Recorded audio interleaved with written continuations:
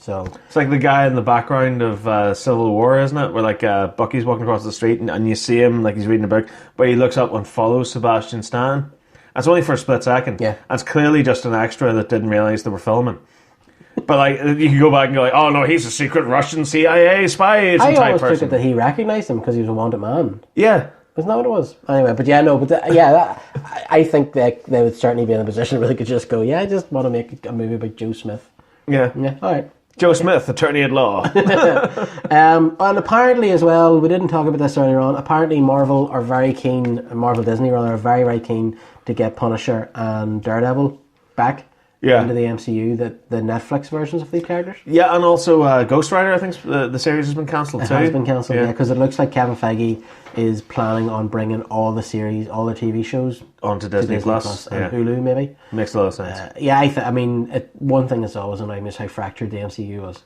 Yeah. You know, and it just annoyed me that, you know, characters didn't appear in movies and stuff. And yeah, I think that's one of the things that's going to be a huge plus now with Disney Plus, ironically enough, that because everything's under the same umbrella, you'll be able to do interconnectivity in a better way. The big thing that I'm praying every night to the gods of comic book that they get this right is the crossover between WandaVision and Multiverse of Madness. Yeah. I really, really hope they nail that. If they do, I think that will cement them. Like, never mind your Hawkeye series. You can keep your Falcon and Winter Soldier series. It's WandaVision's the one that's got me questioning the most. Okay. And if they pull that off, I will be extraordinarily happy. I will be incredibly glad that they've managed to do this. Yeah. What I want to see more of, though, and I know that they have planned this with Moon Knight and stuff, I want to see more characters that we don't already know. Yeah. You know, I don't want them to keep revisiting characters we know. I would like to start seeing them. Oh, here's Moon Knight, and he's going to be in Avengers 4 or Avengers 5, you know what I mean? Yeah. That's what I want to see. But yeah, so apparently, and this has been a rumour for a while, and it's re-emerged, is that Matt Murdock, his character, could appear in Spider-Man 3 as Peter Parker's solicitor or lawyer. The lawyer, yeah. Yeah, which works for me. No, yeah.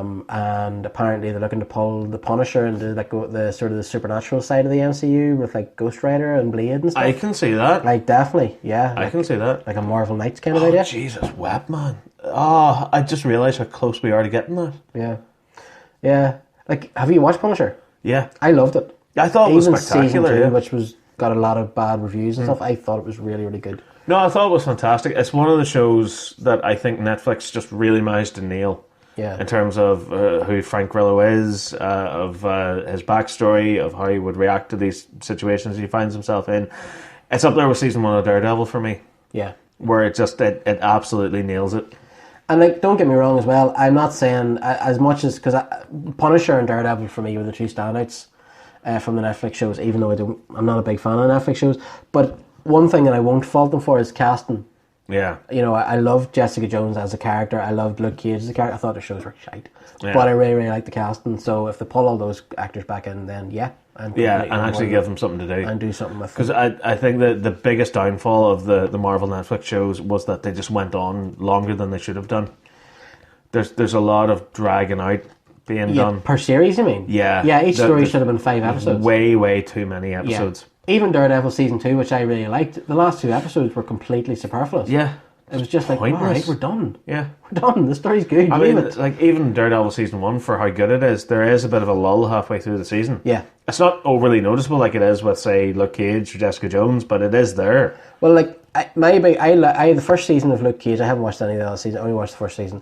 I thought the first 4 or 5 episodes with Cottonmouth and stuff were absolutely brilliant. Yeah. Absolutely. I loved it. Absolutely loved it. He died and became the Daywalker. And then, yeah.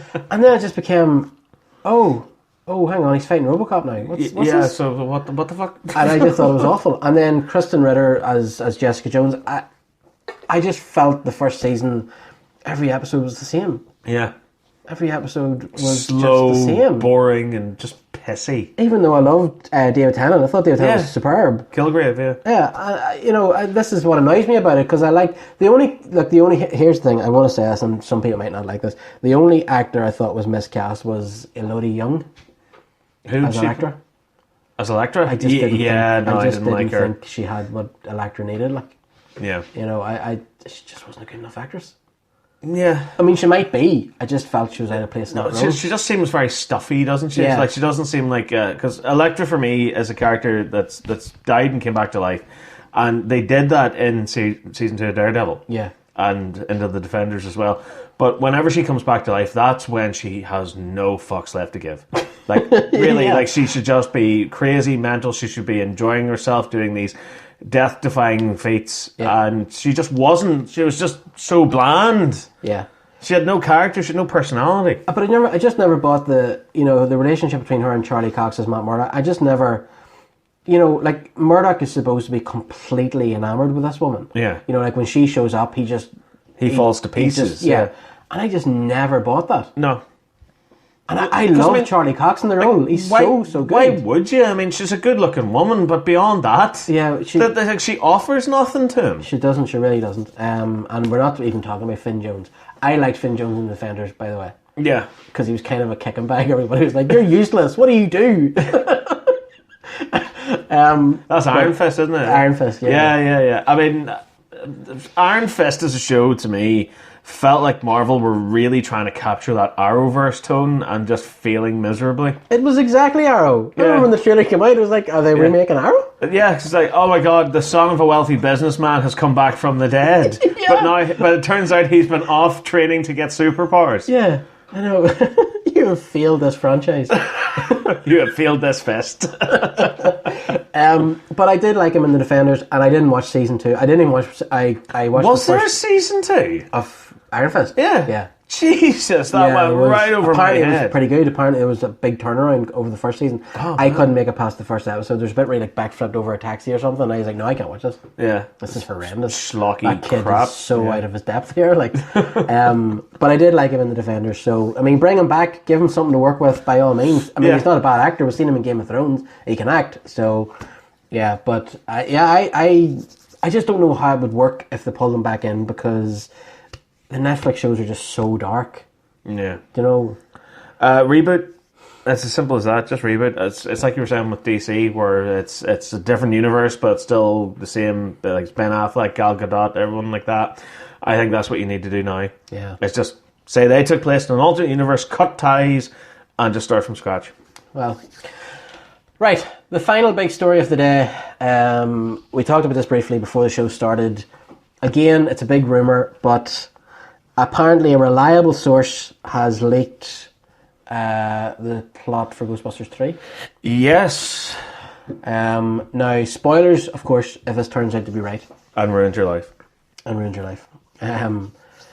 But I think this is the real deal, because it ties into everything we've seen and it makes a lot of sense. But then, having said that, there's clever people out there who can write a story around what you're showing. Like, I mean, all you have to do is click onto Reddit to know that. Yeah. So the Ghostbusters have gone nationwide. They've successfully become a government-sanctioned public service, much like the video game. So they've branched off to different cities.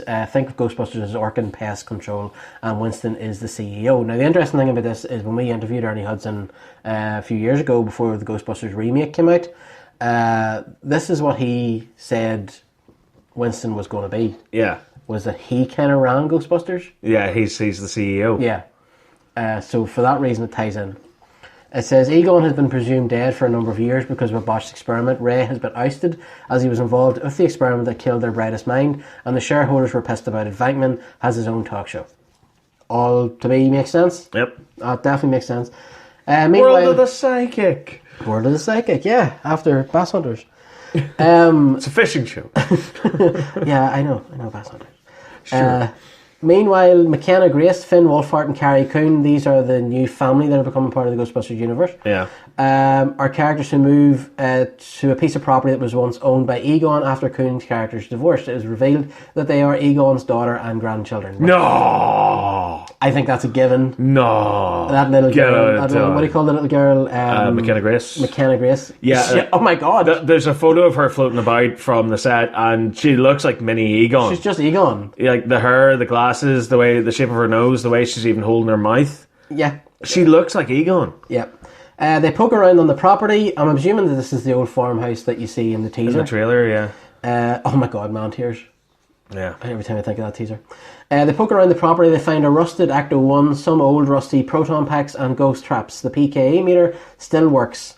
The teacher at the local middle school, who is Paul Rudd, is a science geek, and Mechanic Grace brings a PKA meter to show him, and the device goes haywire when she fires it up. Nobody really believes that there is a problem. After all, the device is really old. Grace believes something troubling is afoot. Yep. Yeah, this all sounds good to me. The only trouble is it sounds too good to be true, because it's such a detailed plot leak. Yeah. I know. But as I say, this is just... It sounds very fan-fiction-y. I really hope to God it's not. Because it's really good. Yeah. Janine is now the VP of Ghostbusters. She brings a binder full of troubling reports from the franchises across the country to Winston's attention. The containment units are reaching maximum capacity, and the band-aid of building bigger ones is becoming too costly and requires too much power to maintain. They have to reconcile with Ray to help them. Ray recalls this problem was a concern back when the Ghostbusters first started and briefly addressed just before the battle with Gozer. He tells Janine that Egon was on the verge of solving the problem before the accident and his disappearance. This is all things that we have, as Ghostbusters fans, thought about. Yeah, I mean, like, I did a how to fix Ghostbusters video for 2016, and I said that one of the things they needed to come up with was something like the Ecto Gate, and it's the thing that replaces the containment unit. It takes the energy of the ghosts from the traps and it sends them through a portal back to their own dimension, where they have unfortunately bled through from into our world. So it's not a case of imprisoning ghosts, it's a case of freeing ghosts from our reality and putting them back to their own in-game. Yep. So that makes so much sense to me. The trouble is, it's such a big fan theory. I know. That all of this is just shooting up so many red flags to me. Yeah. I know, I do agree, but then you have to also imagine that Jason Reitman is a fan. Yeah. And, maybe... I know! Like, if me and you sat down, right, imagine somebody said, right, you two are big Ghostbusters fans, write a script. Yeah. This is the script we would write. It is, yeah. And is it derivative? Yes. But who cares? That's what we want. But I want this movie. Yeah. So Ray visits Egon's countryside property to see if he can find Egon's old notes. Grace and Wolfhard tell him about the PKA meter. They go through the old tech, etc., and find Egon's notes. Egon was working on opening a portal to the ghost dimension, which is what you were saying. This was Egon's solution to emptying out the containment units as seen in the real Ghostbusters, and having a more permanent solution to disposing ghosts. Rudd catches wind of Ray being in the town and makes a visit to the Spangler home. They work together to discover that Egon had mostly figured out how to open up a portal by utilising technology from the temple of the Shandor building from Ghostbusters 1. Since the original temple was blown up, Egon had to do some research, taking him to a sleepy town in Oklahoma where Shandor's followers used to mine for material to construct the original temple. Egon was successful in constructing his own portal but managed to get pulled in. This portal was not fully closed and has been slowly opening back up. Yes. Awesome. Explains everything. Awesome, don't get me wrong. Love it from start to finish. If I go to see this movie next year, and that is the plot, I'm a happy camper. Yeah. Alright? It's just too detailed at this point for it to be true. Yeah. It's way too detailed. Like, surely at this point we should be hearing dribs and drabs. We should hear little bits and pieces. Apparently the movie is supposed to focus on Dan Aykroyd's character in this small town. We should be hearing things like that. We shouldn't have a plot leak this detailed at this stage. Yeah. Although they're doing an amazing job of keeping it all quiet. I know we've had a couple of pictures of the Actor 1 and stuff, but we don't know how that fits in or why or what the plot is or, So they're doing really, really good. Right, later that night, weird stuff happens around the farm. Ray, not having any gear with him, runs out to the barn and starts tinkering with an old proton pack. He eventually gets it fired up, only to realise that the paranormal activity is Egon's ghost haunting the place, trying to issue them a warning that something big is coming their way, and gives Ray, Grace and Wolfhard a cryptic message about how to complete the work.